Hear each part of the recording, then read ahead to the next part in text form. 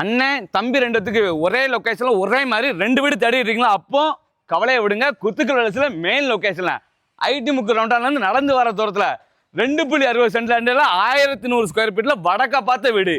உள்ள வந்து பாருங்க, அப்படியே பெரிய கார் பார்க்கிங்ல வடகிழக்கில் போரு, அதுக்கு பக்கத்தே சம்பு அரேஞ்ச் பண்ணி கொடுத்துருக்காங்க. ரைட் சைடில் மாடிக்கு போகிற ஸ்பேர் கேஸ்.